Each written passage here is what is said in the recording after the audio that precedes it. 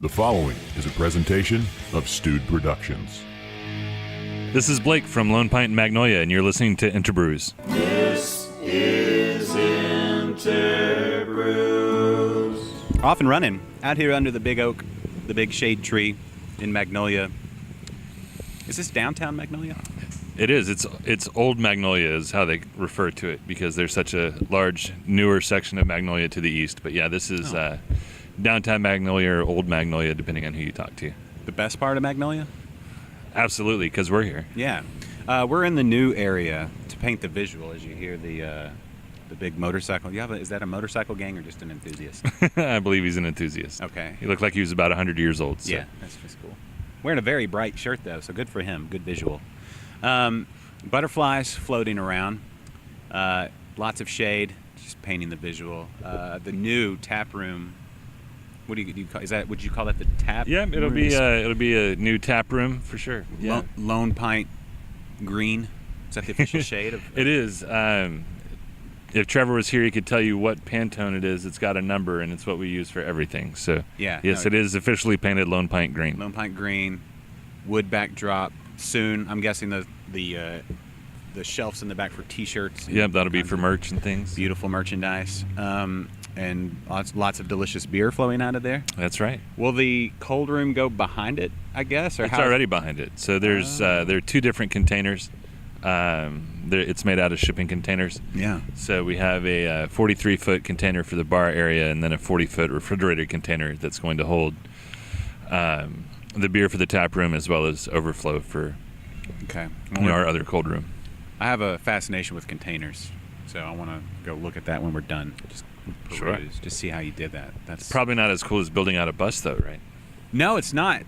Since it's my podcast, I'll talk about that. Destination Gymnastics coming to maybe even the Magnolia area soon. This is not far from Cypress. No, it's not far at all. What would you think about having a gymnastics bus on a Saturday for the kiddos? What does that mean? We just bring our gymnastics bus and let the kiddos do gymnastics while the parents enjoy a beer under the I don't know. Yeah, I think don't that's even know. fine. I'm sure it's legal, right? Probably, yeah.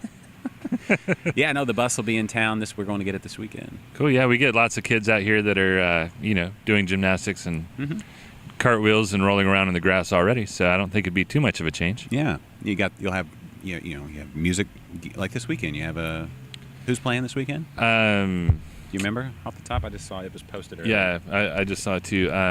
Frank Martin Gilligan is who it is. Okay. What style of music? So he plays kind of an old country. Ooh, I like it already. Yeah, he's really good. He's got a big beard. He looks like a Santa Claus kind of guy, but he's Irish, and so he plays some neat old Irish songs as well.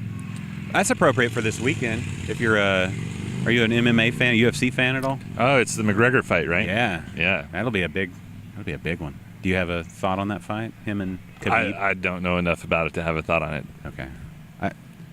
It's one of those fights where you can have a thought, but it doesn't mean anything because who knows? Who knows? I think it's gonna be a great fight. I'm gonna predict a Conor McGregor knockout. That he knocks the other guy out, or that he gets knocked out? No, that he knocks out Khabib. But if it's wrong, I may go back and edit that. I honestly don't know. I think it'll be a good fight, though. Do you want to say it again in the other direction? So you just edit one out? I think Khabib will pummel him into the ground. I think Conor McGregor will win by decision. I think Khabib will win by decision. This is just for easy editing later. Yeah. I think it'll be a majority draw. I think it'll get canceled. Is that all the options that we have? Yeah. I think you're good. I think aliens will appear and zap everybody into another dimension. I think that's all. Yeah, that should cover your bases. Okay. I don't know if aliens can actually show up. I think our universe is too big, and physics don't allow for that. That's what I'm leaning towards. But there could be government experimental crafts out there, just like there are experimental hops. Well, I think it's like Stephen Hawking said, if there are aliens out there, you probably don't want them coming here. Yeah, they wouldn't know how to communicate with us. Like, you'd go to shake their hand. It's like, do they even have hands? Yeah, who knows? How do you say hi in their culture? We don't even know. Can they even speak? Do they like beer? I'm sure once they had beer, they'd like it. We'll probably find out this weekend during the fight, right? Yeah. There you go. Probably. If your prediction's correct. Yes. But segue to experimental hops. Zythophile, what did we say? Which number? It's HBC 522. 522.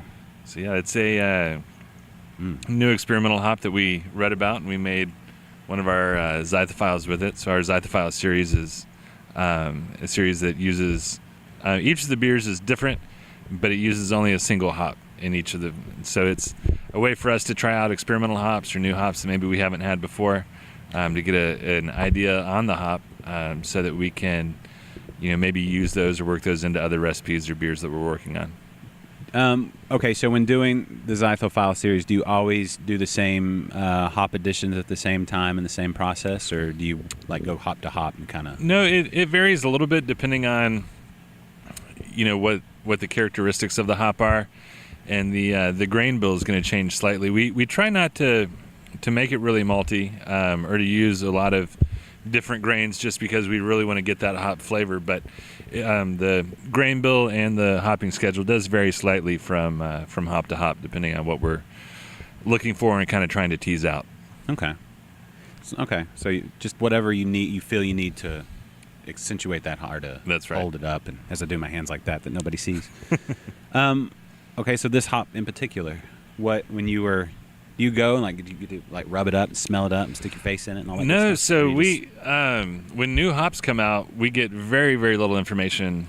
Usually it's 2 or 3 sentences about what the hop characteristics are. This one wasn't any different than that. And we tend to stick more towards the citrus and floral notes of hops, and less so much towards the astringent and pininess that you get in some of the other IPAs that are out there. So when we see one that kind of has those characteristics, then we'll grab it and make something with it. And we've had some really, really good ones, and we've had some that we probably won't use again. But like I said, it's an education for us, and it's also fun, I think, for the people that drink the beers in the Zythophile series to kind of get an idea of what different hops taste like, and it gives them an opportunity to kind of learn with us. Yeah. So this hop in particular, your thoughts and opinions? I think it's really good. When we first kegged it, it was a little sharp, and it's mellowed over the last couple of weeks, and I think it's a really good citrusy, easy drinking, kind of late summer beer. I think it's perfect for when we made it, and I'm still drinking it now. So it's definitely good for those hot days. Yeah, the citrus. There's different, citrus is one of those things where it's okay, the spectrum on citrus is pretty broad. There's super sweet oranges, and there's all the way grapefruit. Sure. Where it's more a sharp citrusy, but there's the citrus quality for sure. I don't get as much of I get, if this makes sense, but fruity versus citrus. Citrus is a little more direct. Right, a little more acidic, a little sharper. I get a little bit more of that in this one. I like it. It's a very drinkable beer. It is very drinkable, which is why I'm drinking it now. Yeah, it's I like it. Yeah, it's yeah. So grain bill on this one. That one's all 2 rows, so it's a very very simple, straightforward beer. So it's 2 row, and then the HBC 522 hop. That's I don't know. I like that. Just a simple it doesn't. There's so much, if you want to break it down technically and, really nerd out, there's a lot going on there. But as far as just 2 row and a hop. Well, smash, yeah, we know a little bit about smash beers. It works. Yeah, and, it's a lot like you see, some of the more accomplished chefs doing, where they take something very complex and they call deconstruct it or make it, more simple and accessible. And, if you use really good ingredients, something simple a lot of times can be more enjoyable than something complex, because it's less muddled and you can really taste, yes, everything that's a part of it. Yeah, that's true. Because I think, especially as dudes, that we were talking about this on Liquid Lunch yesterday. We're recording on a Friday, so Liquid Lunch yesterday. As dudes, we don't have quite as the nuanced palate as women. That's correct. Yeah. And we have trouble expressing our feelings sometimes too. So when you get a really complex thing, whether it's an emotion, like when you watch Roadhouse for the first time, or when you try a beer that's so many layers, sometimes it's hard for us to express what's so good about it. But on this one, there's only so much we have to approach. I mean, there's still tons of layers. I don't know where I'm going with that. It's just it's a really good, easy drinking beer. Like I said, there's not everything has to be super complex, and it doesn't have to be super hazy to be good. Yeah, I was going to ask you. Well, you want to just go into hazy beers now, or should we? I you know what? The more I sip on that, I'm just enjoying it. Maybe it could be that we're out here just this. It's the whole thing. Yep. But I'm just, I'm loving on that beer. Can we get into hazy? Yeah, we can talk hazy. First of all, from the maker of one of the greatest IPAs that I've ever had in my life, Yellow Rose, and one of the, if you've not had the pleasure of Yellow Rose in your mouth, first of all, you're missing out in life, and you need to alleviate that missing element in your life. But what's your opinion on hazy IPAs? So there are some really good hazy IPAs out there, but I think that it's going to be very similar to barrel-aged beers. It seemed like for a while, several years ago when we first started, that everyone was barrel-aging everything, and a lot of people were taking a mediocre beer and putting it in a barrel because they knew they could sell it. And I feel like some people are taking mediocre beers and making them hazy because they know they can sell it. There are some really incredible ones out there, and some people doing some good things, but making a beer hazy for the sake of making it hazy is kind of missing the point. Okay. So I think that there will always be hazy beers out there, but there won't be as many as there are right now. So we're on a wave. I think so. Are we on the crest? Do you think it's still building? I mean, I don't know. It's really hard to say. I mean, especially with so many new breweries and brew pubs opening in our area and throughout the United States, it's there will inevitably be many more hazy beers. But it's kind of funny when we started, and you talk about Yellow Rose. When we started making Yellow Rose, it turned out pretty hazy, just because of how we were brewing it, and as we tightened up our brewing process and got to be a little bit better at brewing on a large scale, it has cleared up quite a bit. Yeah. And so people would complain early on that Yellow Rose was hazy, and That's so funny. And we've actually had complaints now where they say, "Oh, It's well, not hazy enough. yeah, Yellow Rose used to be hazy and delicious, and now it's clear. I don't understand why you guys are filtering," which we're not. But it looks clear on some occasions, and that it's interesting to see the wave of how people perceive things. When Yellow Rose first came out, Mosaic hops were kind of the new kid on the block. Uh-huh. How long has Yellow Rose been out? I would say probably since mid to late.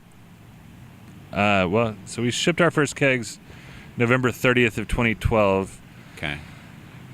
So I would say sometime in 2013 it came out. Okay. So, gosh, 5 years? Almost Yeah. 5 years? Or wait, you said March of 13? No, somewhere in probably mid 13. Mid 13. We're in late. So yeah, over 5 years. Yeah, Really? Okay. Time flies. it does indeed. Time flies when you have great beer. But when Mosaic hops first, they were the new it hop. I remember people not quite sure about how to deal with Mosaic hops and things like that. And with hops, just like with these, you do a bunch of the Zythophile with experimental hops. Will they continue to make, breed that hop and all that? And there's just so many variants and, variants. Whatever. Anyway, hops can change over time. I suppose they're a living Sure. thing, yeah, right? just like any other agricultural product. Yeah. Have you noticed any change with, like, have they gotten, I don't know, like, I guess stronger breeding happens, as they go along? I don't have any idea. Yeah. So each hops are harvested once a year, Mm-hmm. and as soon as they're harvested, we use whole cone hops, and so they're immediately once they're harvested, they're dried, and then put into Mylar bags and nitrogen purged and sealed. But they won't be harvested again for an entire year. So even the hops that come off of the vine will slowly, some of those flavor profiles will slowly degrade even under the best of storage conditions throughout the year. So, and then every crop is going to have, like you said, some variability. And so in fact, we're going to be doing it later on today, I believe. We get samples from many different farms that grow mosaic hops. And because we use so many, we have the ability, or almost luxury, I guess, of picking our hop lots. And so we go in and taste the hops and rub them and smell them and all that sort of thing. And then we pick which lot and which farm that we want to pull those mosaic off of. But there is quite a bit of variance, even between farms. So absolutely, year to year, and farm to farm. So I'm guessing Pacific Northwest, somewhere up in that area, right? Right. Yeah, the typical hop growing area, kind of the Yakima Valley. Is that where most of your area? Is that where all your mosaic hops come from? Or All the mosaic hops, they come from there. Yes. Okay. So you get to go up there, like you go up to the. Have you been up there? They've offered for us to go up there and to do all of that, but we stay so busy here making beer that we don't have a lot of time to get up there. So what they do is they take the hop lots that they would let us sample at their facility and pack them and ship them to us, and we test them here and then decide which lot we'd like. Okay. Until the internet is able to transmit smells, if you need to send somebody in your proxy to go just rub their face in some hops, just let me know. Send you, okay. Yeah, I'll be like a ambassador or whatever. That would be fun. Just go put my face in some mosaic hops right off the vine. Every time I talk to you, you always tell me how much free time you have. You got a family and a bus, a couple podcasts, a job. Yeah, maybe I'll just get rid of the job, and that's the problem. It's like the one thing that would free up the most time is and that I would gladly give up is like the one thing I can't. Right. Until it's kind of a domino effect. You give up the job, the family might. They're not. They're not. We may be moving into your container over there. Well, you said you love containers. I do, and I think my whole family would fit in there. We'd have to get rid of some stuff. I'm afraid it would be on my podcasting and streaming gear first. But, I think you could make a cool house out of a couple containers. Oh, absolutely. That's a huge thing right now up in Colorado, container houses and things. Yeah, and they're not that expensive, right? How much is you said that's 43 foot? Yeah, I believe that's correct. Like 3K or something, like, depending, give or take? Yeah, so if you buy it where it's unpainted, uninsulated, like it just came off the ship, it's about 3K. But then when you start adding, roll-up windows and roll-up doors and having them paint it and put in doors and locks and that sort of thing, it definitely creeps up in price pretty quickly. Well, don't put that in your budget. You just pay for that. If you don't put it in the budget, you never know that you spent it. Oh, okay. Well, like when I got a free. So this is it. I got a free chest freezer. A neighbor had the power went out. They were using it to store they're hunters and they store game meat and stuff like that. And so they had it was outside and the power went out. It may have been during Harvey. I don't remember. But the power went out and the wife was like, "Oh, it smells so bad." We took all the meat out and cleaned it, but it still smelled like she cleaned it once. I want to throw it away, and she posted it on Facebook. And I was like, "What do you want for it?" She's like, "You can just come get it." So I got it. Now it's my Keyser. I cleaned it real good. Almost no animal smell at all. No more than I normally have in my studio. Right. Yeah, just like acceptable levels of dead animal. Okay. But when I started adding the wood, out the facing and the sure. and the collar and all the material, me messing up on the cuts and all that kind of stuff. Yeah, it's probably cost me like $300 so far, but it's almost done. Well, that's still cheaper than a small kegerator. So you're still ahead. Oh, I'm not done yet. Yeah. And I want to do small batches. Like I want to do a bunch of 1 gallon, or they have those little 1.5 gallon kegs, little torpedo kegs. Yeah. So I can do like my own Zythophile series. That'd be cool. I just haven't pulled the trigger on that. I got to find the time on that too. It's that job, man. It's like 40 plus hours a week, driving to and from. I know, it's a real bummer when your professional life gets in the way of your personal life, isn't it? It does. I could do so much more beer stuff and experimental. Like, somebody needs, if there's any billionaires out there that just want to bankroll the furthering along of beer culture through my shenanigans, I would be willing to talk about that. Well, that'd be great. I don't know that there's probably, I don't know what the percentage of billionaires listeners are in our listenership, but it only takes one, right? Maybe you can get that AB InBev sponsorship. No.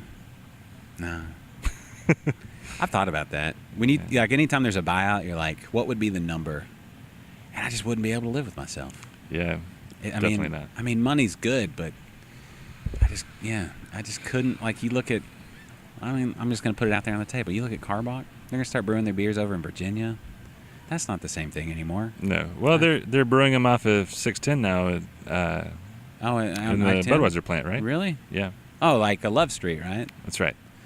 Yeah, it's not the same. And if you're listening to this and you're one of those people that takes the philosophy of the beer still tastes good, it ain't the same. The soul of that is. Yeah. Now that being said, we have a lot of friends at Carbach, and we love all those guys. But from a beer and independent craft brewing perspective, it's not the same. It's tough. Yeah. I don't know where to go after that. It's just not the same. And I wouldn't take big corporate money. I wouldn't say I wouldn't be tempted. I'd definitely mull it over. But I don't think I could. It wouldn't be the same. This podcast wouldn't be the same. None of it would be the same. Your glass is empty. It is. Hold on. Let me take 2 more sips and then we'll pause and do that kind of thing. InterBrews, now brought to you by Disney. Yes. Right. Disney. Hey, they serve craft beer at Disney World. Okay. Like at Epcot? I think. I don't know. I think so. When I went, I was not drinking age, so. Yeah, me neither. I think since then, though, I think like Epcot, you can do the beers from around the world kind of thing. Oh, that'd be cool. Yeah. So we were talking hoppy. Okay, let me get back to, would you ever brew a hazy IPA? So we've upped the dry hopping schedule on 667 a bit. Now it's unintentionally hazy. Yeah. But no, I don't think that we would go the route of adding, flour or pectin or something to, Wait, flour? People add flour? It's been done. Just for the haze? For the haze, yeah. What kind of flour? Just like AP flour? Like I don't know. I cake haven't flour? researched it enough. Self-rising? Yeah. I don't know. Really? Really? But yeah, I mean, so a lot of people are adding adjuncts in order to make it hazy. Do they cook it first? What do they do? Like I said, I'm not the expert in hazy. That's a piece of information that I've never heard before. So I'm not saying that I'm privy to all the info, but flour, really? Yeah. When do you add flour? I don't know. And how do you deflour? I mean, that's probably for after the show. Yeah, that one's free. We got the internet. We'll look it up. I'm sure there's a YouTube video. No. Okay, now I'm curious. Yeah, because raw flour does not taste good. No. But a lot of the hazy ones don't taste good. Well, there's that too. What do you think about like hop, like that scratchy hop thing, where your back of your throat feels like it was has like a bottle brush shoved down the, whoa, that was my ring. Sorry on the glass. Get a little handsy over here. The where like it feels like you got like a bottle brush stuck down your throat and then pulled out real fast. Yeah, so take that visual. Yeah, I mean, it's not my thing. In the, I don't know what you'd call it, the IPA arms race that happened. The IBU. That Stone was always the tip of the spear on, where it was, let's see how many IBUs we can get without having any sort of malt flavor. Yeah. And that seems like forever ago. But it wasn't that long ago. Right, it wasn't. But, one thing that we've always wanted to do here is make beers that we wanted to drink. And that's why we haven't made a lot of things that have been very popular. You know, we've never done a whiskey barrel beer, and you know, we've never done You've done that Chardonnay Yellow Rose, which was right. That's so good. Yeah, you know, I had one the other day. I saved quite a few of them. Anniversary? Yeah. Was it last year? Yeah, it was. So yeah, it's almost a year old now. Yeah. And the hops have all fallen off, but well, for the most part. But but it's taken on some really interesting flavors. It's still really good. Yeah. So if you have some out there, crack it open. Okay. But you know, to that end, yeah, sticking a bottle brush down my throat is not something that we want to do. So, you know, we strive to make things that are really balanced and things that we can drink 2 or 3 of. Yeah. And some of those just don't really hit that mark. But just because it's not for me doesn't mean it's not for somebody else. I'm not saying that, you know, hazy beers are a fad or have no relevance in beer culture, which, you know, some of the more critical people have said, but they're just not our thing. Yeah. No, that's to thine own self be true. Sure. Yeah. Why not? Yeah. If you go chasing after fads and kind of lose who you are, then, you know, you're in a bad spot. Yeah. That's the one thing I've always said, I don't know if there's a style. There's no style that I can't find a beer that I enjoy in that style. Right. There are some styles I enjoy way more than others. But yeah, that characteristic, whatever that is, like it's just not my jam. I guess some people like it. Yeah, no, a lot of people do, and you know, they run the gambit. You know, I've had, you know, some of the treehouse stuff, you know, that it's like drinking orange juice or something, and it looks cloudy, but it doesn't have kind of, you have to chew this sort of, you know, pulpy deal. Yeah, I mean, some of them now are just, I mean, it's very, very thick, and it's not refreshing at all, even though you get some of the, well, in the worst ones I've had, you don't really get any hops or enjoyment out of it. But, you know, there are bad versions of every style. The good ones in hazy IPAs are very, very good. Mm-hmm. But and I feel the same way about whiskey barrel beers. You know, I kind of stay away from them because it's not typically my style. But, you know, there's some out there that are incredible. Yeah.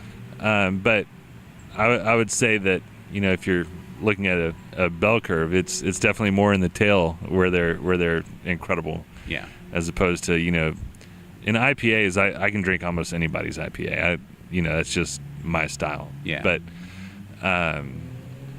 you know, it has to be something really exceptional in the whiskey barrel or hazy thing for me. That's kind of outside of my wheelhouse. Yeah. Yeah. Well, no, that's good. I mean, it's good, like, to approach things and know, you know, not that that's a bad beer. It just might not be what speaks to you. Right. And anybody that's a fan of craft beer, you kind of have to start there. So many reviews you see online, people forget that. It's like, this beer sucks. You know, do you like IPAs? Well, no, but this beer tastes like Yellow an IPA. Rose. Yeah. Half a star. Yeah, exactly. I hate IPAs and yellow beers. Yeah. And everybody in Texas. Yeah, and it's roses. Like, oh, well, yeah, and roses. Yeah. I was more of a Metallica fan, let's be honest. Okay, there you go. Yeah.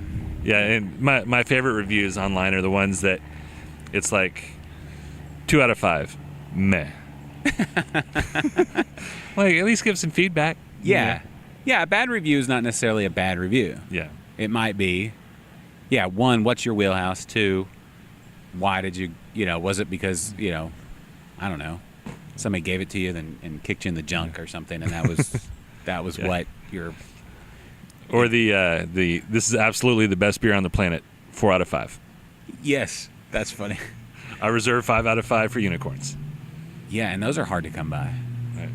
Right? I mean, have you looked into putting like unicorn horn in a beer? Yeah, we've tried that a couple times. It, you know, just makes it hazy. It does make it hazy. Really hard to source fresh unicorn horn. Indeed. I mean, because they're shipped from, you know, Neverland or wherever they come from. Yeah, I'm not sure. Well, it depends on your style of unicorn, right? Makes sense. So many variants. And do you want to go Pegasus, like flying unicorn? Seems like that'd be the way to go. I mean, it depends on what flavor profile you're trying to get. It really does. Anyway, we both have empty glasses. All right, well, let's go refill. Okay, ladies and gentlemen, you will not even know we're gone, but we'll be back with full glasses and full hearts. All right, so my glass is full of, I don't mean to be a braggadocious, but your braggot is fantastic. It is. Poachinaquarhip. That's right. Poachinaquarhip, Poachinaquarhip, yeah. named after Poachinaquarhip. Yep, the Comanche who was part of the treaties that ended the Indian Wars with the Texas settlers. This one has morphed over time. It has. We've done a few different variants of it. We brew it once a year. This one is very close to what we brewed last year. Okay. It was more like a little more floral last year, maybe, or something. Or am I just misremembering? Is that it should be very, very similar. The hops are the same. And honey's the same. So honey's going to change every year, right? So, how much honey is in your braggot than a typical braggot? It's about 850 pounds for a 30 barrel batch. What's the percentage on that? 50. Oh yeah, okay. So our braggot is 50% grain sugar and 50% honey. Just the side of a mead, for the legally speaking. Right. So anytime you have an alcoholic beverage, it's always named for the sugar source, and so wine is grape sugar, and beer is typically grain sugar, and mead is honey sugar. So braggot is a medieval style that's a blending of mead and beer. It's one of the few things that you get that has two different sugar sources. Appropriate for this time of year. You're right on the path to the Texas Ren Fest. That's right. This is if you kind of want to go to the Ren Fest, but you don't want to commit on driving all the way as the train passes by. Well, wait, there he goes. Old number 8552. I don't know which. I think that's. Speaking of the train, that's one of the things you run into going out to Plantersville for the Ren Fest. Traffic, lots of traffic. So it's getting better. So if you're coming up from Houston, you come up 249. It's been widened all the way to Magnolia, yes. And there's an overpass now that is soon to get you right over the intersection where traffic really bogs down, just down the street here from the brewery. Okay.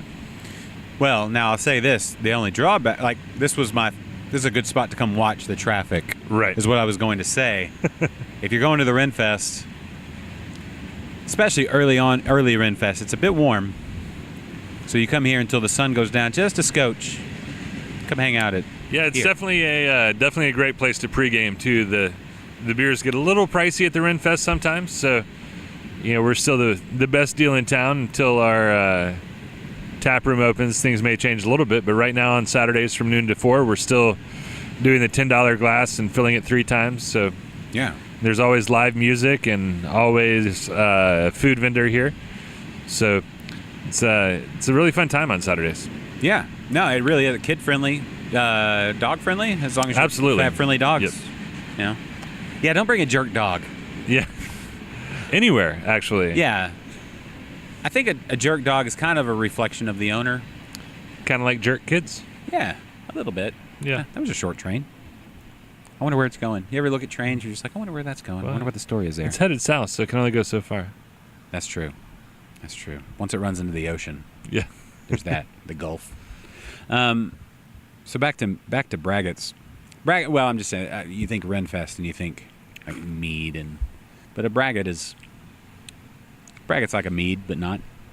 Yeah, it's not as cloyingly sweet. A lot of times people shy away from meads just because it's so overwhelmingly sweet, and with the hops and the grain and everything else, it tones that down a little bit. Yeah, very drinkable too, as well. What kind of honey is in this one? Is it? It's Texas wildflower honey. So we use an apiary out of Lufkin.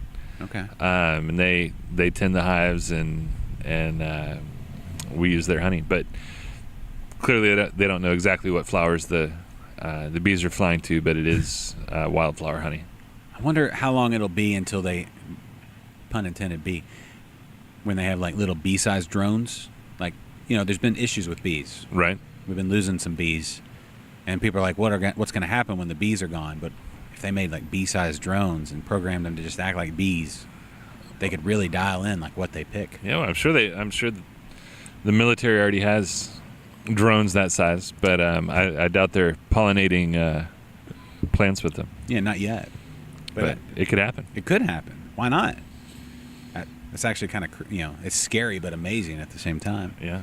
Did you ever see the movie Swarm from like back in like late 70s? Sounds familiar, but I can't place it. Used to come on like TBS on like the weekends, and it was Killer Bees. Like all good movies do. Maybe it was called Killer Bees. Maybe Swarm was the locusts. Killer Bees? It was about the killer bees. And there was a family, I don't know if you remember this. If you saw it, you might remember the scene where the family was out at a picnic, and they're sitting there, and these angry bees come and get them and swarm the parents and this kid. He gets under the trash can, and all the bees are on the outside of the trash can. I guess they eventually just fly away, and he survives, but his parents die. And then he comes back with his friends, and they bring 3 trash cans out, and they throw Molotov cocktails on the hive, and get under the cans, and they're all like freaking out. I don't know. Is that a spoiler? So now I don't need to watch the movie. I don't remember how they finally get rid of the bees. I really don't. I do remember I believe it was 4th grade, Miss Hester's science class.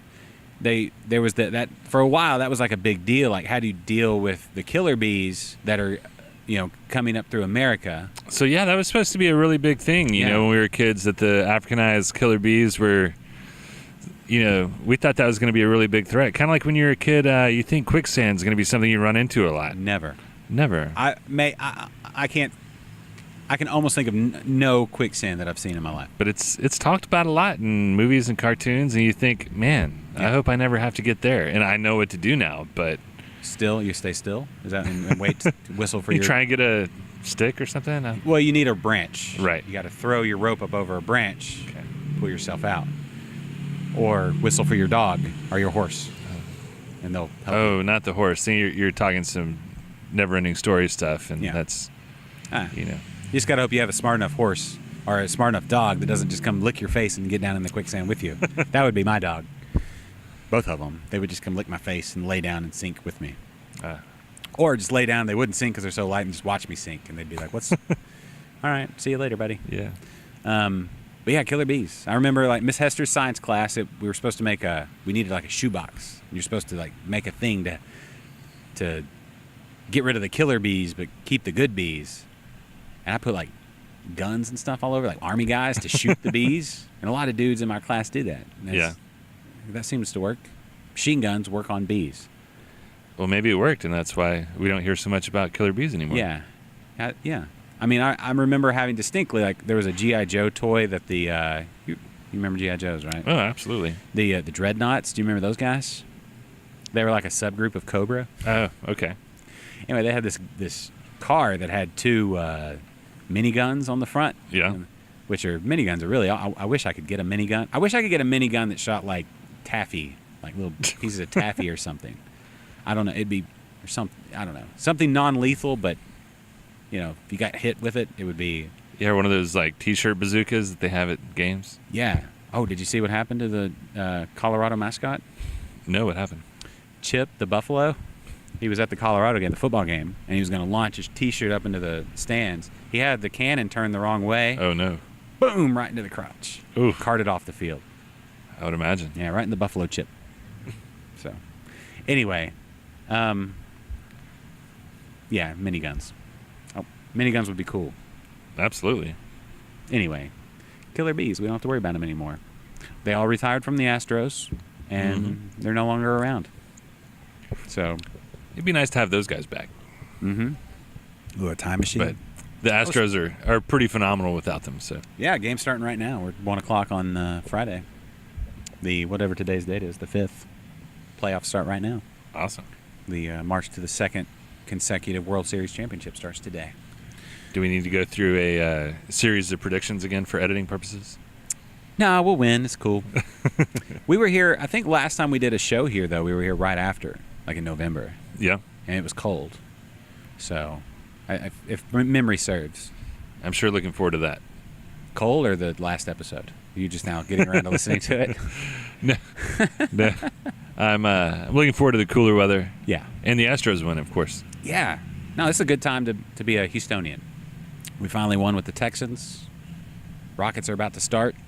Of course, we'll lose to the Warriors, but we don't have to worry about that till next year. And the Astros are about to win the World Series. So, expansion. Can we talk about that yet? No, not yet. We can't talk about it? Of course we can talk about it. But it's happening. It is happening. All right. You were walking me through the facilities, your vast facilities, and telling me about all the new things that are coming along. Right. So it's a pretty exciting time for us. So we have currently maxed out our current capacity, which is a good thing. We still have people that are wanting more. And so for us to do that, we have a series of different things that we're building out. The first, of course, is our tap room, which we're actively working on right now. We just had electricity run to it, and the city came out and blessed it this morning. And so we'll have, instead of our taps being inside the brewery as they have been for the last 6 years, we'll actually have a tap room built into a shipping container outside with a refrigerated shipping container behind it that'll hold all of the beer and everything. And once that's complete, we're going to build a new cold room outside where the long picnic tables and stage currently are. And what that'll allow us to do is, once that's complete, we'll be able to tear down our old cold room where the taps have been for the last 6 years and add more fermentation vessels. So we'll be able to over double our current production in this facility. That's awesome. Yeah, we're very excited. I think we'll have everything, the first few phases done, and add new tanks hopefully by the second quarter of next year. Oh, that'll come up quick. Yeah, it will come up. I know, which is actually terrifying. But we're hoping to have the tap room portion, the first portion of the expansion, open to the public within the next month or so. Okay. Yeah, it's coming along nicely. I mean, we've talked about it at the beginning, but whoever did the staining on the wood and let the wood grain shine through. Yeah, so it's cool. It's actually not stained. They used a big propane blowtorch. Really? And burned it. Yeah, and it looks really, really nice. Is that tongue and groove on the backsplash there? No, just regular old wood. Yep, just regular old wood. It works. Yeah, no, it looks phenomenal already, and it's just going to keep looking better as we move through the construction process. I'm very excited. The taps will be to the left as we're facing it? Right. So the two roll-up windows that you can see, those are going to be the bar area. Okay. And so you'll be able to walk up to the outside of the container and order beer, or order it from the inside of the container where we're going to have some seating. Oh, cool. And then... How are you gonna do the seating on the inside? You can do like a probably a bar along the wall, or maybe some very small tables. Yeah. There's not a whole lot of room in there, but right. But quaint. Yeah, it'll be a good place to hide from the rain if we get one of those Texas storms. Yeah, they pop in, pop out, try to dampen your spirits, but don't let that happen. And then so from a month to the end of the tap room, when does the construction over here on the moving of the? It'll probably start as soon as the tap room's complete. Okay. I mean, like I said, we have the demand for more beer now, and we're at capacity. So the faster we can get it done and get more beer into the market, into the hands of the people that love it, the better. Okay. I dig it. Now, anniversary coming up. Yep. Can we talk about what's in the barrels in there? Absolutely. So we, for those of you guys that were around for the anniversary last year, y'all remember that we did the Chardonnay barrel aged yellow rose. Yeah, fantastic. It did turn out really, really well. We were very pleased with it. So a few weeks ago, we got a shipment of port wine barrels. And we're currently aging our Undead Head Ed, our Ghost Chili porter, in those port barrels. I love that beer. So, do you still grow all the ghost chilies yourself? Or are you sourcing them? Right. So, artisan ghost pepper chili makers, growers. The answer to that is it depends on the year. This year we've had a very sluggish pepper crop. I've got lots of plants, but they just didn't make very many peppers. So, we are buying the ghost peppers this year. I wonder what causes, is it too much rain? Like, do they need stress? Like some fruit trees need like the cold? Yeah, I don't know for sure. I'm not an expert in pepper plants, but in the past we've had very, very good luck with them. But I started probably 30 plants from seeds this winter, or last winter, I suppose, and got them into decent sized plants, and then I passed a bunch of them out to to friends and family, and everyone I've spoken to, the ones that didn't kill them, which is easy to do, right, have said that the plants have just been sluggish. Everybody's getting 1, 2, 3, 4 peppers, and so we've been seeing less, but we are able to source fresh ghost peppers, so. We're using some, and they look really good. They taste really good. So. I was gonna say, you see a lot more use of them now, people are using them for wings and all kinds of stuff. Right. They're kind of it's like the mosaic hops. They started out, it's like, ooh, how do we approach this? And now people have figured it out, and they seem to be much more available. Yeah, I mean we have trouble getting them in the quantities we need, because we'll go through about 2 pounds of peppers per batch. So usually when you see them at HEB or something, the fresh ones, you'll see them in 2 or 4 ounce small plastic containers. So if we bought them like that, it'd be very, very expensive. Yeah, they're like the Mach 3 turbo razors. You have to get somebody to unlock it for you. Yeah, pretty much. But you can source them in bulk online, and we've had good luck doing that so far. I love that beer, that Undead Head Ed. It's your official winter beer, right? Yeah. So we always do Undead in the fall and winter time. Okay. It's that first something about it when that heat, like with a little, like when we were here in November, it just it warms you from the inside out. Yeah, and like we were talking about before, we're big proponents of balance. So we didn't want to make a shock beer with it. No, it's nice. It just dances. Yeah, so you have something like Ghostface Killer out of Colorado, Twisted Pine, I think is who does that one, where it's absolutely brutal. I mean, it's so hot and so unapproachable. I think my wife is the only one tough enough to drink one, all by herself, and. We wanted that ghost pepper to be there and to be able to taste it, but not take away from the rest of the beer. And that's the thing, so here's that's nuance is such a, I talked about women being able to differentiate flavors and stuff better, but here is where me as a dude, the difference between a bottle brush down your throat and then the heat dancing on the kind of the back of your throat is kind of where it, like this region as I point to my neck, it just kind of sits there, and then when you get to the bottom of that glass, it's kind of taps you on the shoulder and says, "Remember me?" And it's like, whoosh, and it's good. It's a good heat. Like whoa, yeah, and the flavors. Yeah, and a lot of times, people will say, oh, I want a sip of it, and they go, oh, there's no heat there at all.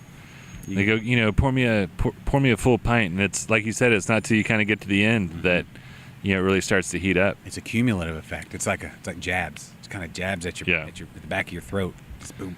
That was one of the only beers we've done that was not our recipe. So that was a pro-am we did with a friend of the brewery, Ed Condon.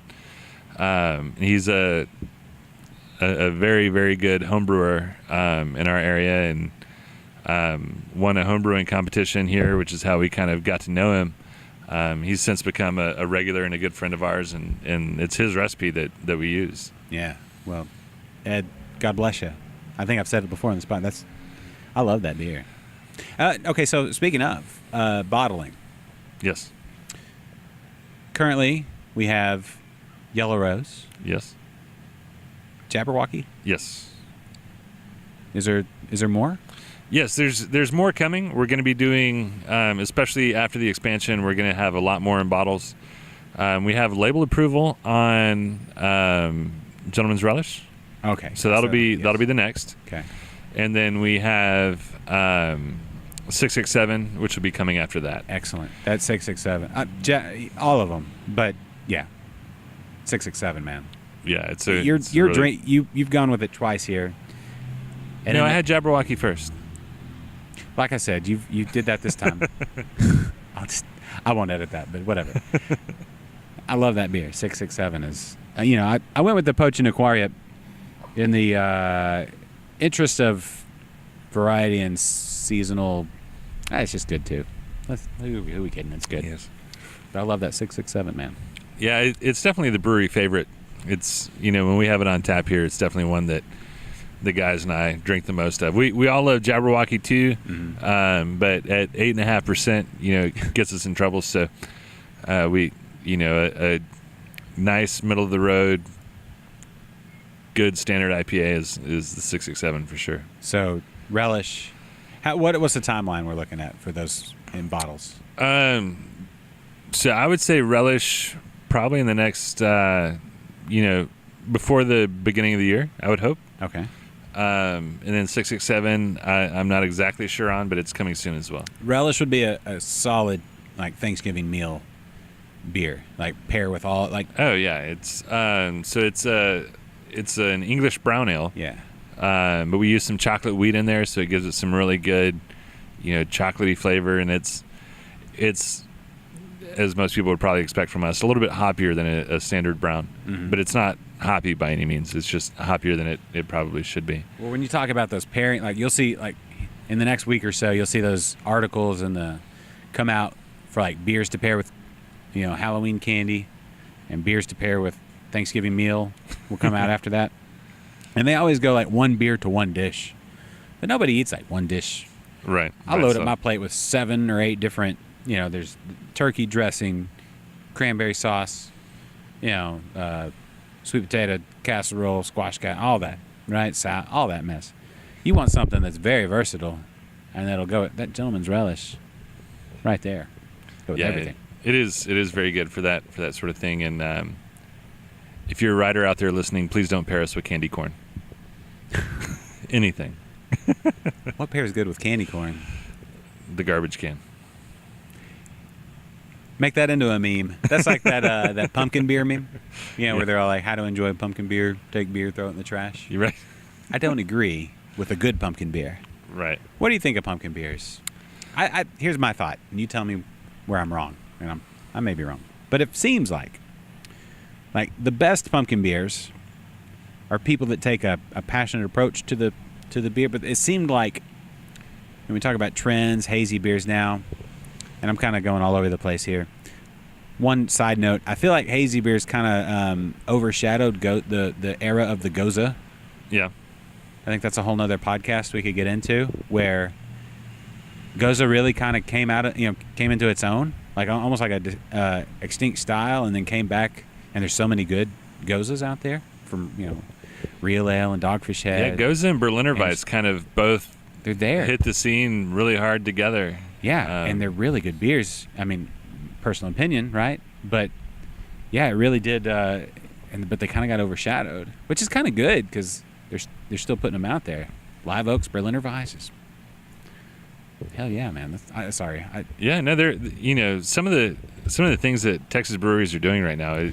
They're coming out with some really great stuff. Yeah, and it's a great time to be in the industry. We just got back from the Texas Craft Brewers Guild Festival in Austin. Yeah, and that's always one of the bigger festivals of the year, and it's a really good one. Yeah, but it was strange. I guess I've had my head down here and not been to as many guild meetings and stuff as I probably should have been. But going to that festival, there were tons of breweries that I've never seen before. Yeah. And, so walking around and getting to try their beer, I mean, they're brand new breweries making some incredible stuff. And I'm very excited to see, how Texas beer progresses, but it's light years ahead of where it was, 6 years ago when we started. Yeah, it's like dog years. Like each year is actually 7 years of progression or whatever. It really is. And how many are, like, each year more are opening up, and they're not just coming out with, one, or they're coming out with a bunch, and some of them are really, really good. And it's not just Texas, right? So, Louisiana, I've got a buddy that lives over there in just outside of New Orleans, and he sent me this article that this year they won their first gold medal ever at GABF. Mm-hmm. But I mean, Parrish is putting out some crazy stuff, and there are a lot of breweries over there that, for a state that just won their first gold medal to be putting out so much great stuff it's exciting too. So the whole region seems to really be coming into its own and catching up with, the West Coast and the East Coast that have been, putting out beer for a long time. Yeah, they talk about like third coast IPAs, like we're kind of third coast, Gulf Coast, whatever, but we really kind of have our own deal going. When you talk about Gozas and Berliner Weisses and those summer, like we have a much longer summer period than, especially someplace like Michigan or the Pacific Northwest or, Northeast. It's a completely different deal here. It's like a whole nother world. It's October and it's pushing 90 today. I mean, in the shade, this feels great. Yeah. Like once we sat here and quit moving around, it's really, really nice. But somebody, coming down from New York would be like, I can't stand it. I don't know. That's how they sound, I suppose. How do you guys do it? Yeah. Park the cat. That's Boston. But, they say that too. Anyway, I'm just saying, we have our own deal going on here. I think seasonal beers, I don't know, maybe like the dates need to be re-approached. It's always been like the distributors kind of say, ooh, we need, pumpkin beers out in August to beat the demand. I think that's what's happened with pumpkin beers. Like, I think that's the problem. Yeah, and so, I mean, I guess I can be impartial here because we don't make a pumpkin beer. Go for it. But I think that it's similar to the Christmas rush where you're starting to see Christmas decorations go up before Halloween didn't even hear yet. Right. Lowe's, you sons of bitches. I went to get orange and purple lights for around my door, and it was just nothing but Christmas. They had some purple flowers that were very lovely. Let's be honest. They were, and I put them on my front porch, and they look great. And they close at night, and then they open up in the morning, and they look great. How nice is that? You know what? It gives me a little warm fuzzy right there. But yeah, I mean, I get it. You have all your spreadsheets and numbers and stuff. But man, it doesn't make me feel good walking in there hearing Christmas, tunes from the little thingy over there. Yeah. And it's like October 1st. Actually, it was in September. October hadn't even hit yet, and they already got all the Christmas stuff up. I'm not sure I'd be able to shop somewhere right now if they were playing Christmas carols. Oh, it was just the little like musical thing, Right. And that's the problem. They had like the Christmas or the Halloween projector things next to the Christmas like little village, and then the projector lights and stuff like that. I don't know. It just seems to me like that's what's going to get you is like Amazon doesn't have that, so they're going to be supplanted by buying stuff online. That's a whole nother tangent. I don't even know why I'm going there, but that's the problem with. I think I love the thought, like pumpkin beer. I feel like pumpkin beers are a victim. I feel like really good pumpkin beers, when they put it at the right time within your geographical location, they hit home. And if they're done well, like a Pumpkinator, that's especially year plus aged Pumpkinator. Uh-huh. That's typically what I do. I buy it early and then don't drink. Like I'll drink one from that and just kind of compare. Like I've got some from 2011. My beer fridge died. Yeah. So I had to move all that stuff. I got way too many beer. When do you want to come over and drink some beer? Because I got too much to Well, you're going to work after this, right? Yeah. Bummer. Yeah. No, so, I totally agree. Yeah, I have to applaud your discipline. I have beers that I cellar until I run out of other beers. Yeah. And instead of going to the store or bring some home from the brewery, my cellar is quickly wiped out. So other than this Chardonnay Yellow Rose that I've been able to keep my hands off of. Well, I couldn't keep that one around. That might be part of it. Well, I wanted to. I got probably more than you did. Maybe. Probably. I got the one. You got more than one? Indeed, yeah. Okay, so you got more than I did. But yeah, I mean, to your point, I think that retailers and distributors, they all feel like they'll sell more if they're the first to market. Yeah. But it's really, really hard to drink a pumpkin beer when it's 90 degrees outside. I don't know how they fix it. I don't know if they can fix it. I don't know if retailers can. It's just the model that they work with, right? They got to be early to market. They got the big distribution chain or whatever, and you got to do that thing. I mean, for my money, I'd almost prefer to buy a pumpkin beer at Thanksgiving when it's actually cold than to buy it when you're buying pumpkins to carve, because even Halloween now, it seems it's pretty warm. It's usually pretty warm. Yeah, or super rainy. Last year we had to swim to trick or treat. That's right. Yeah, that's the thing. Like, I think if we can all take a second, pumpkin beers are a victim here. Pumpkin is versatile. It's kind of a neutral kind of deal. You can smoke a pumpkin. You can add different spices, like you could do a ghost pepper pumpkin. Who knows, man? You could add. I added ancho chilies and smoked the pumpkins one year for a porter. Wow, it was good. Sounds Used good. pecan wood, kind of hit all those, but I waited. You can add some coffee to it. You can add chocolate to it. I mean, there's and those flavors work when the weather is there. But that seasonal creep, it's a creep. He's a son of a bitch. He's a creep. It messes it up. And that's where that meme came from. And damn it, pumpkin beers don't deserve that. Good ones. There's some bad ones, let's be honest. There's some really shitty pumpkin beers. I'm sorry, I'm on a soapbox. And the pumpkin I bought, so I'm buying one new pumpkin for each show for Liquid Lunch. Yeah. And the one I got this week, I ran by Kroger, which, by the way, Kroger, not as good as H-E-B when it comes to pumpkins. Really? Kroger, your game is not as solid as H-E-B's pumpkin game. This was a Canadian pumpkin, which should have made me suspect. Got it home. I looked through the ones that they had. It was cool looking at first. Was it sorry? Yeah, it was. And it had a little gouge in it. Like all the other ones, I was like, it was already starting to, it's on its last leg. Yeah. But here's what I did. Here's a little pro tip. Use a little super glue, like where it had a gouge in it and it started to, I put super glue in it. I don't know if it'll hold up, but we'll see. Because I try to do like a pumpkin a week when I go to the grocery store. I got to get some ghost pumpkins. I got to get some Cinderella pumpkins. Do you like pumpkins? Like in and of themselves? Yeah. Do they give you cheery? So, my wife Heather, Heather. Yeah. She brought home pumpkins this week, as a matter of fact. What did she bring? For the first time.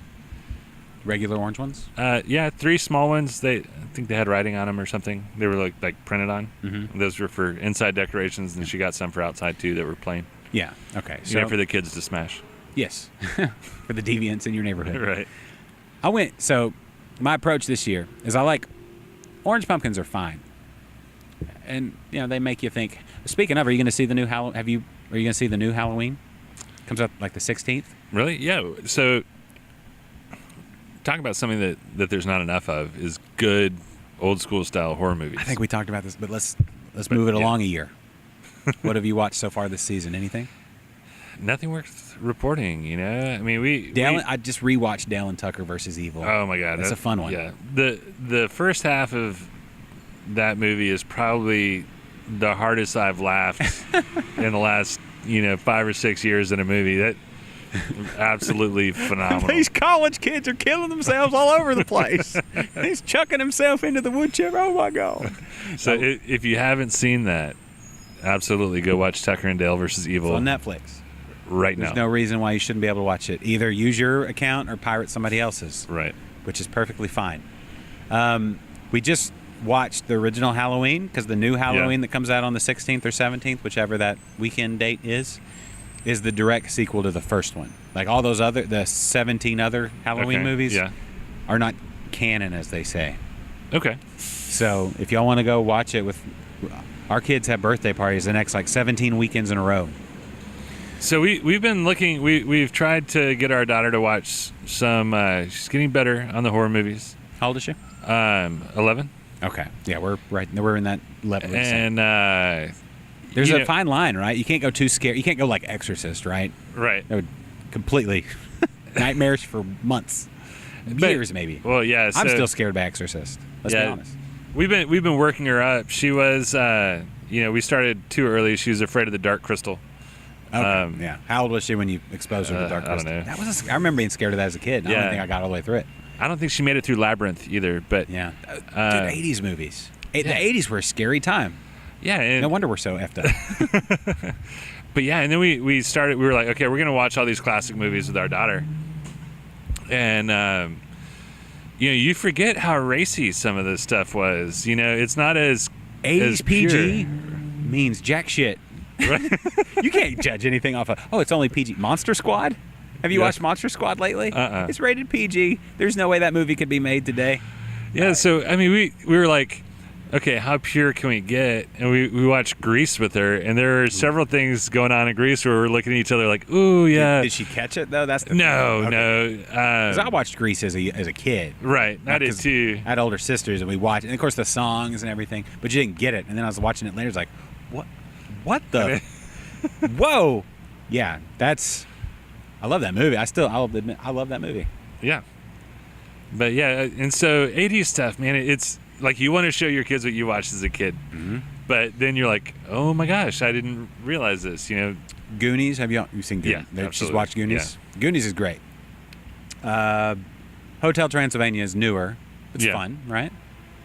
What else have we watched? We watched Beetlejuice for the first time. Has she seen Beetlejuice? Ooh, I don't know. It's got one F-bomb. But other than that... I think we did watch it with her. Okay. But that is a really good one, the Michael Keaton thing. That's a staple. That's an every year, right? I was real scared. Remember when they showed the scene of the exorcised spirits and they're floating? Yeah. That used to scare me to death. They were like, that looks so fake. All right. It used to scare. I couldn't watch it. It's kind of like Large Marge on Pee-wee's Big Adventure. Yeah. Has she seen Pee-wee's Big Adventure? I don't think so. I think it's on Netflix now. Okay. It's either Amazon or Netflix. We have them both. Yeah. Okay. Train's back. Old number 4. I wonder what it's full of. You think there's I don't know. It looks like hobos, cars, and you think your grains come in via train? No. Okay. So no grains. What about hops? Ours don't. Okay. Right. No, I mean, they could be taking grain out to Budweiser or something, but no, ours, our grain all comes in 55-pound bags, and it's shipped palleted from wherever. So we have like the. Where do you get your grain? So, well, wherever. The easy answer to that is it all comes from the Brewer Supply Group, the BSG warehouse down off of the Beltway. 290. Yeah, Beltway. But most of our, so all the grain for Yellow Rose is Pilsner malt, which comes from Germany. Okay, heard of it. Yeah. So Weyermann is who makes our Pilsner malt. Weyermann with a Y. With a W. W-Y. W-E-Y-E-R. There's a Y in there? M-A-N-N. Yeah. Okay, good. Like I said, with a Y. Yeah. There's a Y. You're right. I don't know. So, Pilsner malt from Germany. Right. And most of our two-rows American two-row malt. We've used some South American malts, but we use Maris Otter, which is from Europe. But yeah, South American. Where's the grain rowing or the? We used a Patagonian chocolate wheat originally in Gentleman's Relish, which I want to say maybe Brazilian. I don't remember exactly where it's from. I remember it being South American though. Okay. But most of our malt comes from either the United States or Europe. Okay. But it doesn't come on rail cars. All right. Fine. We're not that big yet. But they ship it over, right? On a boat? So Plane? Well, I'm sure they do for bulk. But ours, because they come in sacks, they pack the sacks at Weyermann. And they fly it over? I'm sure it comes over in shipping containers. Okay. And then made into tap rooms. Yeah. And beer. Yeah. That would be cool if what if, let's just tell the story, let's make a plaque that this shipping container brought over a bunch of grain and made delicious beer, and now it's being used to serve beer. Yeah, we can go with that. Let's just lie. Okay. I mean, it's not a lie if you can't prove that it was wrong. Right. If we've learned anything, And then, maybe the guy loading the grain haunts it now because he was crushed under one of the pallets or something. I told you my idea for a beer horror movie, right? I won't subject everybody to that again after the show. Seems like we talked through that last time. Okay, good. Then we're good. I don't have to revisit that yet.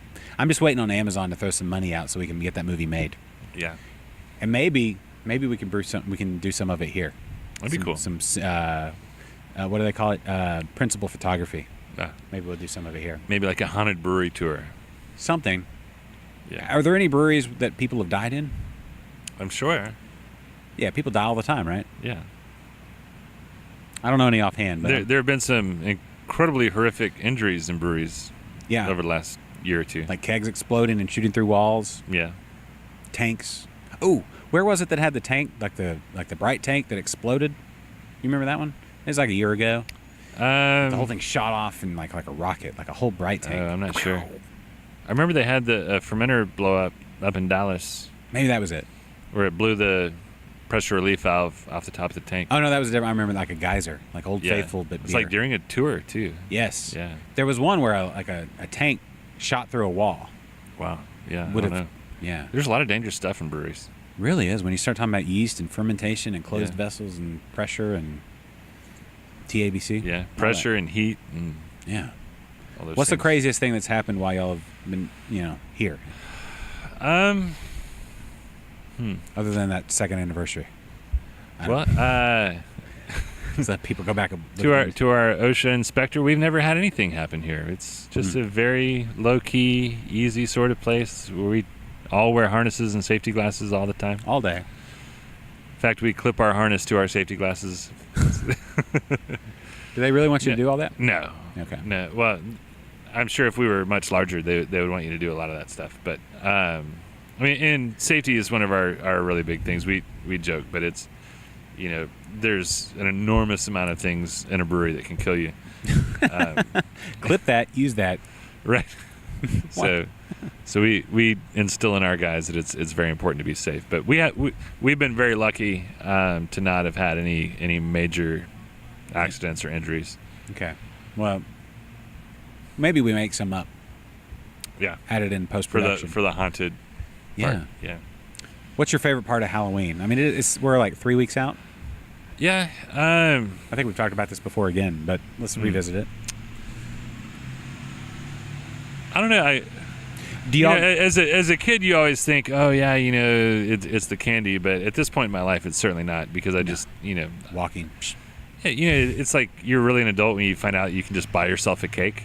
Yeah. And eat it. You don't need Now, but at 11, are we still trick or treating? Like we are, but you have younger sisters. Yeah, she has several cousins and things, and so we usually we had the craziest thing happen last year. So we went trick or treating with her cousins in another neighborhood. So what do? Right?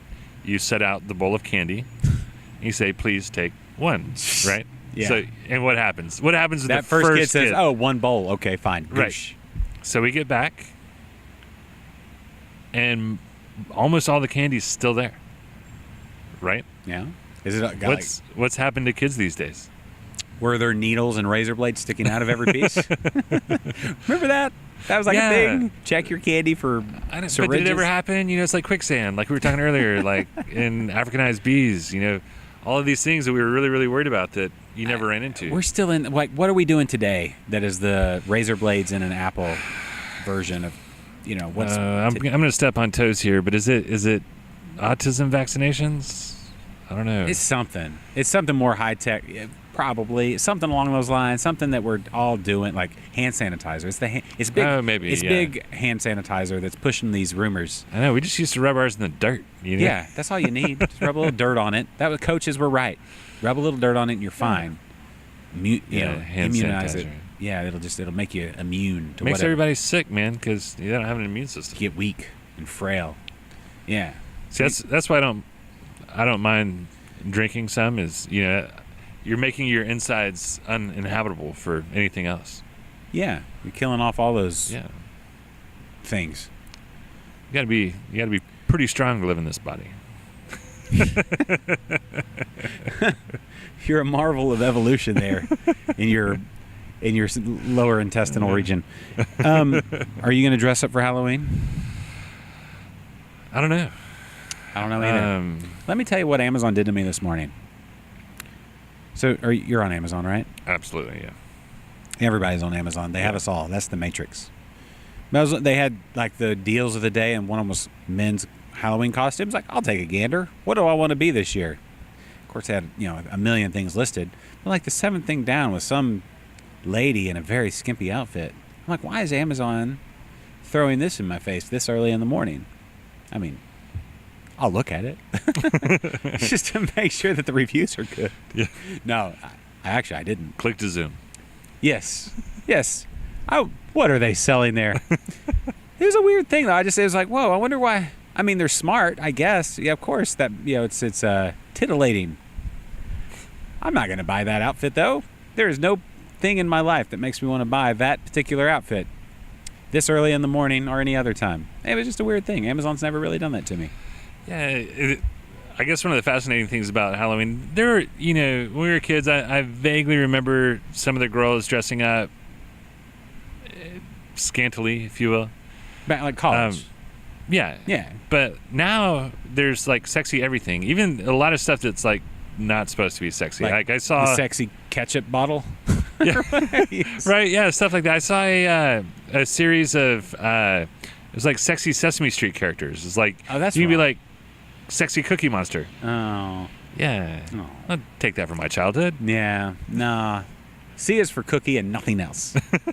That's what that is. Nobody wants sexy Elmo. No, they don't. I don't know if Elmo's maybe there's a weird thing out there, but I'm sure there's a website for it. Yeah. Yeah, it was really weird. Amazon, I don't know why Amazon did that to me this morning. It was just I just kind of locked in there. I was like, Amazon, you don't have to do that. I buy almost everything off of Amazon now. You didn't have to do that to me. You've already got my business. There's no reason for that. Now I just don't know what I want to be. I'm gonna have to turn this off and search the news for things going on for the podcast later today. And that's what I did as I cooked my eggs. So, what did you have for breakfast this morning? Now that I'm talking about breakfast, I'm curious. Did you have breakfast? I didn't. What time do you get up typically? 5. Really? I think I texted you at like 5:15 this morning. Did you? Yeah. I wasn't up. I saw it later. Well, you sent me a message last night at like 10:45, and I was long asleep. So I'm so envious. Yeah. Well, so yeah. Mornings are way better than late nights. If I could trade, I would do that for sure. Yeah. So I like getting up early and getting my work done and being done early. But I mean, anybody that knew me from, until the brewery started would say that I am not a morning person. And I'm probably still not a morning person. But when we all show up here to the brewery, nobody talks to each other until, 9 o'clock. Do y'all make coffee here? We have a coffee pot, but we don't usually make coffee. Everybody that drinks coffee usually brings it from home, and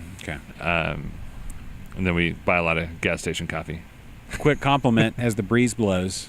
I don't know if your beard flows you've got, it's like the perfect length to where just the tips just flow nicely. I always want to compliment you on your beard game, which everybody should know that it's super solid. You have good high cheek growth. Like, see me? Can't do this. Yeah. This is like a week and a half. I didn't know if you trimmed it in between. I do, and I have, but it won't get much better than that. It's desperate looking. You have this very strong up and down beard game. Like a well-rounded, I don't know if you know how blessed you are. Yeah, so, it's part of the requirement of being a brewer, I think, is you have to have a full beard. Okay. Maybe that's why I just do a podcast. Yeah. I've always felt there was something lacking in my character to say, could I open a brewery? And I look in the mirror and I'm like, no. Well, you can just get somebody that has a good beard. Yeah, maybe. I don't know. The podcast requirements are way lower. So, anyway. Okay, so anniversary party coming up. Undead Head Ed in port Wine barrels. So let me walk through that real quick. Obviously, Undead Head Ed is a ghost pepper chili porter. Correct. So you've got roasty flavors, slight chocolatey, almost a little like hint of coffee, like some dark. Yeah, lots of dark malts and and heavily roasted malts. Port wine, red wine, Yep. dark wine. Like, what kind of characteristics are we getting? Usually, so it's usually high alcohol. Good. Go on. It's on the sweeter side. It's a fortified wine, Mm-hmm. and then it's aged in barrels. So you get some of that A little oaky. little depth. It's like dark cherry kind of, dark fruit. I Yeah. guess when you think about it, it's it's sweet, but it's got that kind of dark depth to it. So I think they're going to go really, really well together. So we put the beer in the barrels, I guess 2.5 weeks ago, and we tried it on Monday, and it's starting to pick up a little of the flavor, but it's not there yet. So we're gonna let it ride until it really soaks in that port flavor. So today is October 5th. Anniversary is. November 30th officially. Oh, okay, so we still got. But you're going to do events this year, not so much a big bash. Yeah. So we had Which anniversary is this? 5? 6. 6. Okay, Right. so it's not like a big double, like 10-year. Right. So So in the first 5 years, you really got to hit that because it's new. yeah, we really did a big blowout party last year Yeah. for the 5th anniversary, and that's where we did the Chardonnay Rose and everything. And there's just an enormous amount of planning that goes into that, and with the expansion and everything else that we're doing, we wanted to make sure that we really focus on all those things and not so much on just throwing a big party for our friends. So Yeah. we're going to get through that, but we are going to do a bunch of events surrounding that. And all around the area. Yep. And speaking of events, the Daisy Chain is about to start up again. Is it really? It is. Breaking news. Yeah. So we're there's going to be a lot of co-brewery events coming up. What do we know about this time around? Is it different yeast? There's not a lot. It's just kind of in the early planning stages right now. So It's a different strain of yeast though, right? I'm not 100% sure. We don't even know. So Complete mystery. Starting at Southern Star again? it is. Yes. So Sam at Southern Star is spearheading everything and doing all the planning and logistics that go into a project that large. It is, yeah. Listen, I had, again, I'll talk about my other show, Liquid Lunch. Danny came down from Wichita Falls. He's a loyal listener. We talked to Wichita Falls Brewing Company. Mm-hmm. But if you're in Wichita Falls, we got like a video tour of the place, and Matt and Brooke, the owners, Yeah. and runners and head brewer and everything. Looks like a great place. Wichita Falls is way up there, right? If we're talking Houston, it's way up there, almost to Oklahoma. Looked like a great place. So if you're ever in Wichita Falls, check out Wichita Falls Brewing Company. But he brought some beer down from there, but I gave him like some beers that were offshoots of the Daisy Chain, Yeah. which that was great. The Daisy Chain produced so many awesome beers. So it's still like changing them. That first one is still changing the craft beer market here in Houston, Right. because everybody, like, people brewed some, they're like, oh, that's pretty freaking awesome, right? And they tweaked a little, but did like it birthed, I don't know how many like year-round beers from that, a Yeah. number though. So that's a really cool deal. I No, it love that is. Daisy Chain. Yeah, and hats off to Sam at Southern Star. I can't imagine having to herd that many brewers. We're a hard bunch to pin down on a lot Yeah. of things, and there's so much scheduling and logistics that go into that project that. Are you waiting on the style of yeast to decide what you're gonna? Another train. Yeah. If Hank Williams were here, he'd be cool with this. Oh yeah. So yeah, we've kicked around a few different ideas. We haven't decided on anything yet. We're probably going to do something that's pretty far out of our typical brewing style. Oh yeah. But I won't speculate just yet because That's some a of teaser. it's way out.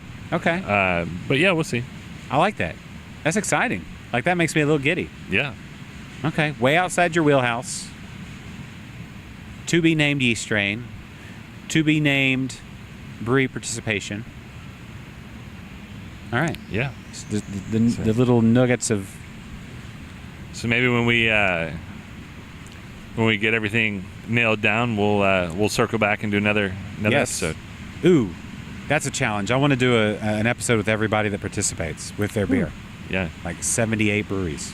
You can do, like 10-minute episodes. Just be like, Something. what's going on? What are you doing? Maybe just review, like, this beer tastes good. Yeah. This is InterBrews. That's a really cool deal. I don't know of any other place that's done that to that level. I don't think so. I don't think it's ever been done, and I think that's one of the exciting parts about it. That Houston can come together as a brewing community and get that sort of thing done. Yeah. It's almost like it's begging for like a daisy chain festival. Oh. Yeah. So last year in the planning meetings, that was thrown around a little bit. And there are lots of events that surround the daisy chain deal where several breweries show up. It comes in stages. Yeah, well, so anytime you ferment, it's gonna be a week lag, so everybody can't produce their beer at exactly the same time. So there are a lot of moving parts, and I understand why there's not a festival, but it'd definitely be neat, and it's neat to get together with everybody and do the planning stuff and talk about it, but it's definitely something that brings the Houston beer scene together. Yeah. No, I loved it. I loved the first time around, and I'm going to love the second time around. I can't wait to find out more. I have to call Sam up. Maybe we can garner some more information. All right. Well, we'll wrap there. So anniversary number 6 coming up. Undead Head Ed in port wine barrels. Events around the greater Houston area. Yep. Check social for all of that coming up. Tap room from the shipping container. This close. Very, very close. Very, very close. Great weather for drinking delicious beer out under the big oak trees. You got the fire pit ready. Yep. We're all ready for fall. So. Dude, this expansion out here. This is good stuff. Musical acts, food trucks, possible gymnastics buses. Who knows? But, yeah, good things for Lone Pint here in Magnolia.